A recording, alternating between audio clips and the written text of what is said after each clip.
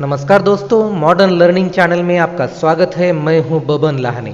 यदि आपको वीडियो पसंद आता है तो लाइक कीजिए, शेयर कीजिए और कमेंट कीजिए। और यदि चैनल को अभी तक सब्सक्राइब नहीं किया है तो प्लीज़ आज ही चैनल को सब्सक्राइब कीजिए और अपने ज्ञान को अद्यतन कीजिए। दोस्तों, हमारा आज का पाठ है निबंध लेखन। निबंध लेखन यह 5वीं कक्षा से लेकर 10वीं कक्षा तक या उसके आगे भी अनिवार्य रूप से पूछा जाता है। आज के वीडियो में हम देखने वाले हैं निबंध का अर्थ क्या है, निबंध के लिए आवश्यक बातें कौन सी होती है, निबंध के प्रकार कौन से हैं, निबंध के भाग कितने होते हैं एवं निबंध का एक आदर्श उदाहरण भी हम देखने वाले हैं। तो सबसे पहले देखेंगे हम इस पाठ के माध्यम से हमारे कौन से उद्देश्य पूर्ण होंगे। तो सबसे पहले है हम निबंध लेखन के बारे में जानेंगे, निबंध लेखन के नियम व उदाहरण के बारे में जानेंगे, निबंध लेखन के समय ध्यान रखने योग्य बातें समझेंगे, विचाराभिव्यक्ति के लिए मौखिक व लिखित रूप से शब्द भंडार व वाक्य संरचना का प्रयोग करेंगे और निबंध संबंधित प्रश्नों के उत्तर हम स्वयं हल कर सकेंगे।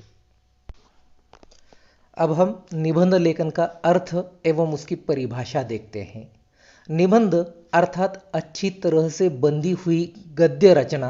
निबंध यह शब्द नि जमा बंध से बना हुआ है। नि अर्थात विशेष रूप से और बंध अर्थात बंधा हुआ। अपने मन के भावों या विचारों को नियंत्रित ढंग से लिखना निबंध लेखन कहलाता है। निबंध का अर्थ है बंधन, विचारपूर्ण लेख, संग्रह ग्रंथ आदि। किसी भी विषय पर सीमित शब्दों में क्रमबद्ध रूप से अपने भावों एवं विचारों को स्पष्टता एवं पूर्णता के साथ विस्तृत रूप से प्रस्तुत करना ही निबंध लेखन कहलाता है। दोस्तों, हमने परिभाषा से जाना निबंध जाने पहचाने विषयों पर लिखे जाते हैं। निबंध लिखना भी एक कला है और निबंध कई प्रकार के होते हैं। अब हम निबंध के प्रकार को देखेंगे। निबंध अलग अलग विषयों पर लिखे जा सकते हैं। लिखे जाने वाले विषयों के आधार पर निबंध 5 प्रकार के होते हैं। वर्णनात्मक निबंध, विवरणात्मक निबंध, विचारात्मक निबंध, भावात्मक निबंध और कल्पनात्मक निबंध। सबसे पहले हम वर्णनात्मक निबंध के बारे में जानकारी प्राप्त करेंगे। किसी व्यक्ति, वस्तु, स्थान, परिस्थिति या प्रकृति से संबंधित विषयों पर लिखे गए निबंध वर्णनात्मक निबंध कहलाते हैं। अर्थात इन सभीयों का वर्णन उसमें किया होता रहता है। दूसरा भेद है विवरणात्मक निबंध। यात्रा, संस्मरण, मेला, मैच, ऋतु, घटनाओं, साहसिक कार्यों तथा ऐतिहासिक घटनाओं आदि से संबंधित विषयों पर लिखे गए निबंध विवरणात्मक निबंध कहलाते हैं। अर्थात इन सब चीज़ों का विवरण अर्थात डिटेल्स उसमें दिया हुआ होता है। तीसरा भेद है विचारात्मक निबंध। किसी समस्या, घटना, स्थिति, विचार आदि पर पक्ष विपक्ष में विचार व्यक्त करते हुए लिखे जाने वाले निबंध विचारात्मक निबंध कहलाते हैं। तो इस पर सभी बातों पर विचार किया जाता है और विचार करने के बाद ही ऐसे निबंध लिखे जाते हैं। चौथा भेद है भावात्मक निबंध। मन के भावों जैसे साहस, वीरता आदि विषयों पर लिखे गए निबंध भावात्मक निबंध कहलाते हैं। तो ये हमारे मन के भावों की अभिव्यक्ति होते हैं, प्रस्तुति होते हैं। पांचवा भेद है कल्पनात्मक निबंध। यदि मैं पेंसिल, वैज्ञानिक, प्रधानमंत्री होता या होती आदि विषयों पर लिखे गए निबंध कल्पनात्मक निबंध कहलाते हैं। अर्थात इन निबंधों में कल्पना की जाती है कि यदि मैं ऐसा होता तो मैं क्या कर सकता था। तो इस तरह से कल्पना का विस्तार ऐसे निबंधों में दिया जाता है, इसीलिए ऐसे निबंधों को कल्पनात्मक निबंध कहा जाता है। अब हम निबंध के भाग देखने वाले हैं कि निबंध कितने भागों में लिखा जाना चाहिए। निबंध के भाग 3 होते हैं। पहला है प्रस्तावना अर्थात आरंभ, दूसरा है मध्य भाग अर्थात मुख्य विषय, और तीसरा है उपसंहार अर्थात समाप्ति। तो सबसे पहले भूमिका अर्थात प्रस्तावना में हमें क्या लिखना है यह हम देखेंगे। भूमिका, इस भाग में निबंध के शीर्षक का शाब्दिक अर्थ बताते हुए परिचय या भूमिका या प्रस्तावना लिखी जाती है। निबंध में आगे क्या लिखा जाएगा, कुछ वाक्यों में इसका संकेत दिया जाता है। दूसरा भाग आता है मध्य भाग अर्थात इसमें विषय, मुख्य विषय निबंध का प्रतिपादित किया जाता है। विस्तार, इस अंग के अंतर्गत निबंध का मध्य भाग आता है। इसमें निबंध की विषय वस्तु का विस्तार से वर्णन किया जाता है। और तीसरा भाग है उपसंहार या समाप्ति। इस भाग में निबंध का निष्कर्ष या उपसंहार लिखा जाता है, अर्थात इसमें निबंध का रचनात्मक सुझाव के साथ समापन किया जाता है। तो यहाँ पर अपना निबंध समाप्त होता है। तो इस तरह से कम निबंध के 3 अनुच्छेद होने ही चाहिए। पहला भूमिका का, दूसरा विषय विस्तार का, और तीसरा उपसंहार का। और विषय व विस्तार के आप 2, 3 या 4 उसके अनुच्छेद आप कितने भी बना सकते हैं, लेकिन भूमिका का 1 अनुच्छेद होना चाहिए और अंत में उपसंहार का 1 अनुच्छेद होना चाहिए। विषय विस्तार आप चुन सकते हैं कि उसे 1 अनुच्छेद में लिखना है या उसके 2, 3 या विषय के अनुसार जैसी मांग है वैसे आप अनुच्छेद बना सकते हैं। अब हम अच्छा निबंध लिखने के लिए कौन सी आवश्यक बातें होती हैं वह देखते हैं। सबसे पहले निबंध के बारे में सही तथा पर्याप्त जानकारी एकत्रित कर लेनी चाहिए कि हमें निबंध के बारे में क्या क्या लिखना है और कितना लिखना है। इसके बाद निबंध की रूपरेखा बनानी चाहिए और अपने विचारों को व्यवस्थित रूप देना चाहिए। अपने विचारों को प्रस्तावना, मध्य भाग और उपसंहार तीनों भागों में क्रमबद्ध ढंग से बांट लेना चाहिए। पहले भाग में शीर्षक का शाब्दिक अर्थ और निबंध का परिचय देना चाहिए। दूसरे या मध्य भाग में निबंध को विस्तार देना चाहिए और तीसरे भाग के अंतर्गत निष्कर्ष के रूप में अपना सुझाव देना चाहिए। ये तीनों भाग या अनुच्छेद आपस में एक दूसरे से जुड़े होने चाहिए। निबंध की एक सीमा का ध्यान रखना चाहिए। निबंध की शुरुआत प्रभावशाली तरीके से होनी चाहिए। इसके लिए किसी कविता की पंक्ति या मुहावरा या सूक्ति का प्रयोग करना चाहिए। भाषा सरल और विषय के अनुरूप होनी चाहिए।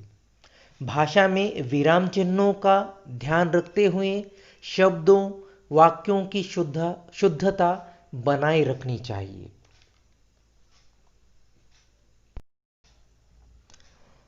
अब हम निबंध लिखते समय कौन सी गलतियों से बचना चाहिए यह देखते हैं, क्योंकि इन गलतियों से यदि हम बचेंगे तो निश्चित रूप से हम अच्छा निबंध लिख पाएंगे।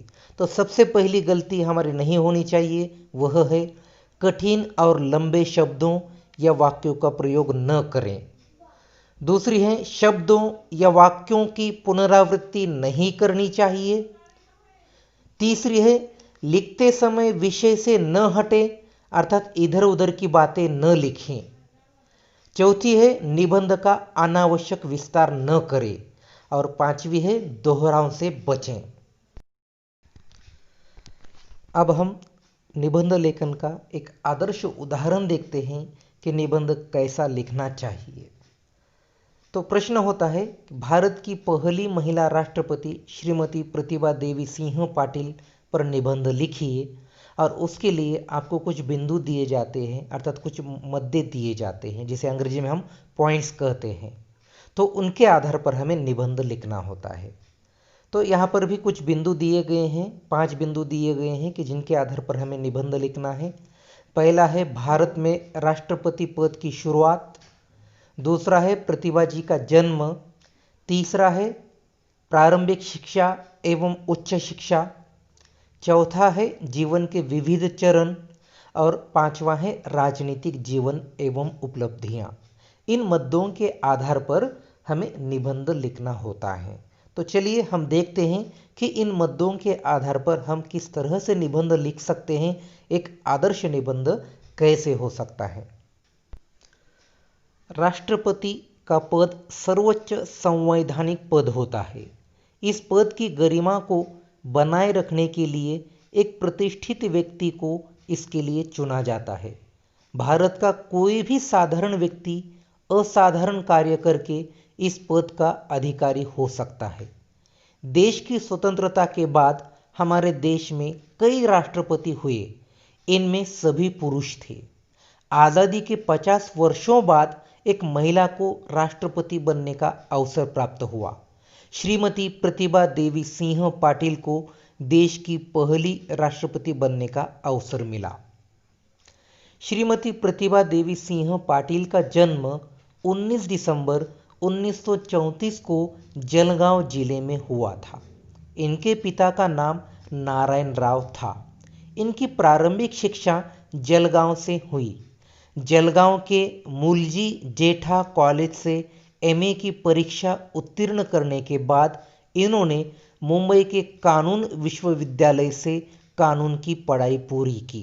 कानून के अर्थात लॉ की। पढ़ाई के दौरान वह खेलों में भी सक्रिय रहीं। जलगांव में आकर वकालत आरंभ कर दी। सन 1965 में इनका विवाह देवी सिंह रण सिंह शेखावत के साथ हुआ। एक पुत्र और एक पुत्री को जन्म देने के कुछ समय बाद सामाजिक कार्यों से जुड़ी। एक कुशल प्रशासक और राजनेता के रूप में आप 5 बार महाराष्ट्र विधानसभा की सदस्य चुनी गईं। सन 1967 से 1978 तक महाराष्ट्र सरकार में राज्य मंत्री के पद पर आसीन रहीं। 1972 से 1978 तक इन्होंने कैबिनेट मंत्री के पद को संभाला। उसके बाद विपक्ष की नेता भी रहीं। 1982 से 1985 तक पुनः महाराष्ट्र सरकार में कैबिनेट मंत्री पद पर आसीन रहीं। 1985 में राज्यसभा की सदस्य चुनी गईं। 1986 से 1988 तक ये राज्यसभा की उपसभापति के पद पर कार्यरत रहीं। इसके उपरांत महाराष्ट्र की प्रदेश कमेटी की अध्यक्षा पद पर आसीन रहीं। कामकाजी महिलाओं के लिए इन्होंने मुंबई तथा दिल्ली में हॉस्टलों की व्यवस्था की थी। महिलाओं के लिए सहकारी बैंक, ग्रामीण क्षेत्रों में युवकों के लिए इंजीनियरिंग कॉलेज की सुविधा प्रदान करने में इनकी महत्वपूर्ण भूमिका रही। सन 1991 में लोकसभा की सदस्य के रूप में चुनी जाने के बाद 8 नवंबर 2004 को राजस्थान की महिला राज्यपाल बनाया गया। सन 2007 में भारत की प्रथम महिला राष्ट्रपति के रूप में चुना गया। तो दोस्तों, इस तरह से हमारा एक आदर्श निबंध होना चाहिए, जिसमें दिए गए मुद्दों के आधार पर हमें विवेचन एवं विश्लेषण करना होता है। जो इस तरह से सही विवेचन कर पाएगा, निश्चित रूप से उसका एक निबंध अच्छा बन पाएगा। तो दोस्तों, मैं आशा करता हूं कि इस वीडियो के द्वारा आप निबंध के बारे में बहुत सी जानकारी आपने प्राप्त की होगी और आप निश्चित रूप से एक अच्छा निबंध लिख पाएंगे कि निबंध कैसे लिखना चाहिए, उसमें क्या क्या होना चाहिए और किन किन बातों से बचना चाहिए। तो दोस्तों, मिलते हैं जल्द ही एक नए वीडियो के साथ। तब तक के लिए धन्यवाद।